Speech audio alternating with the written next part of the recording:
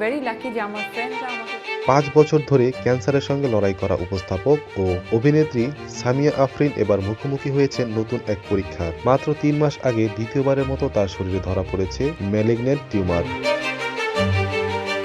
রোববার রাতে সামাজিক যোগাযোগ মাধ্যমে দেওয়া এক আবেগঘন পোস্টে নিজের অসুস্থতা ও চিকিৎসার কথা জানিয়ে সবার কাছে দোয়া চেয়েছেন উপস্থাপক ও অভিনেত্রী সামিয়া আফরিন। পোস্টে সামিয়া জানান, 3 মাস আগে পরীক্ষায় তার শরীরে দ্বিতীয়বার ম্যালিগন্যান্ট শনাক্ত হয় এবং দ্রুত অস্ত্রোপচার করতে হয়। এবার আক্রান্ত হয়েছেন ওভারিয়ান ক্যান্সারে, যা হাইগ্রেড কার্সিনোমা বলে জানিয়ে দিয়েছেন চিকিৎসকরা। ফলে এখন তাকে যেতে হচ্ছে কেমোথেরাপির মধ্য দিয়ে, যা তার আগের অভিজ্ঞতার চেয়ে সম্পূর্ণ ভিন্ন। প্রথমবার তিনি নিয়েছিলেন ইমিউনোথেরাপি।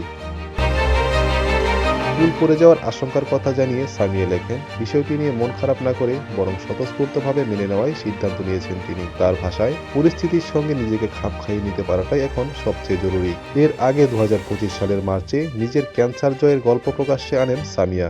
জানিয়েছিলেন 2022 সালে তার শরীরে 4র্থ স্টেজের ক্যান্সার শনাক্ত হয়েছিল এবং প্রায় 2 বছরের চিকিৎসার পর সুস্থ হয়ে ওঠেন তিনি। সেই অভিজ্ঞতা থেকেই পরে একটি ফাউন্ডেশনের মাধ্যমে ক্যান্সার রোগীদের পাশে দাঁড়ানোর কাজ শুরু করেন এই তারকা।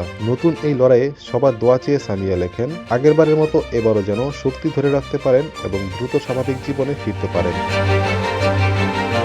ATV USA entertainment desk.